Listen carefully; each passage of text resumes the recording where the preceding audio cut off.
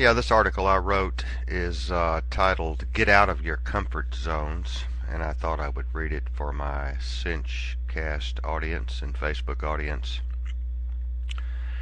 We get up in the morning, we brush our teeth, take a shower, comb our hair, get dressed, eat breakfast, get in the car and head off to work. We do this every day, day in and day out. We live in our own little world that is closed off and tucked away safely in our comfort zones. We see people, we talk to people, we go out with people, but have very, very few, if any, friends. I mean really good friends. People who would go to the mat for us. People that would love us and forgive us no matter what. We do not like to think about poverty, pain, suffering, and hurt. We have closed ourselves off from those who really, really need us. We have put up walls to guard us from things we do not understand or cannot control. We try to outdress each other. We outdrive each other. We try to outtalk each other. We outspend each other. We walk around with that false face, that pretend look. We want everyone to believe everything is okay.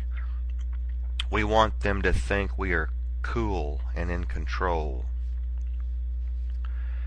Almost everywhere you go, people will say, "How are you today?" or "What's up?"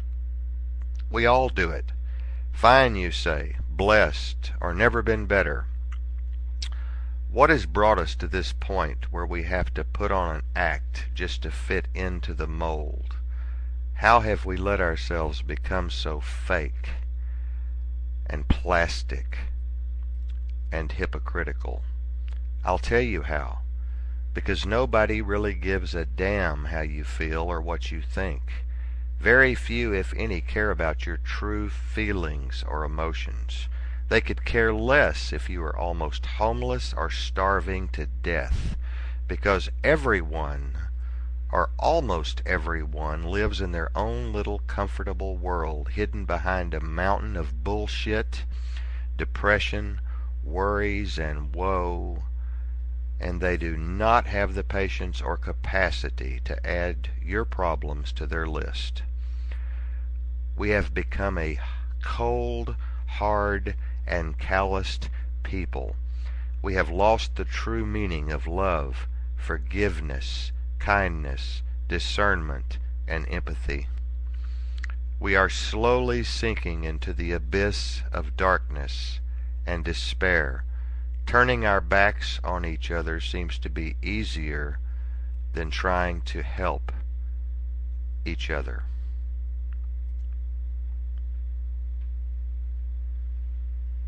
Lost my place here. I gotta finish this.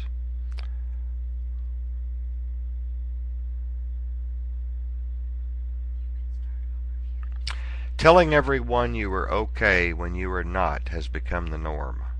Those that do cry out for help are lost in the shuffle. The oddballs, ne'er-do-wells, drug addicts, alcoholics, homeless, single, hard-working mothers with children, mentally retarded, and the elderly all get told, "We will pray for you. Jesus has a place for you. There is a reason for everything.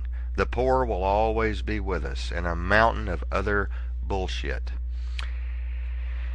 If it be true that a people divided will fall, then we have already fell. Most of you are so well bunkered into your comfort zone that you cannot see the war that is raging all around you, even in your own families, communities, towns, cities, and country. You have closed yourselves off, locked yourself away, and thrown away the key, so that any and all who may have need will have to break down the door to get in. Sure, there are people out there who really care. Many of you, I'm sure, go above and beyond the call of duty to help others, but they are far and few between. They can only do so much with limited resources. Even the multi-billion-dollar business of organized religion should hang its head in shame. for not developing and implementing more critical outreach and comprehensive assessment programs in the communities they serve.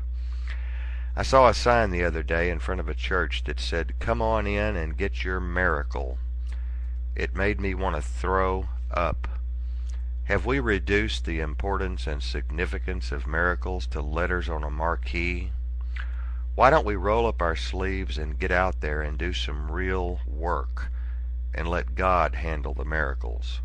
Churches need to expand their imagination and start developing projects and programs that focus on human development, education, and training. They need to put their money where their mouth is.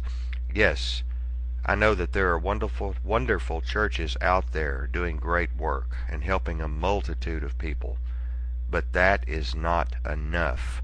We must do more.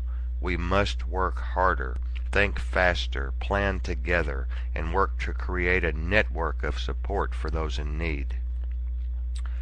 We must get out of our comfort zones and see for ourselves the war that is raging around us. We must know that there are others like us who would take our hands and form an unbreakable chain that would bind us together and strengthen us in our mission and sustain us in our time of need.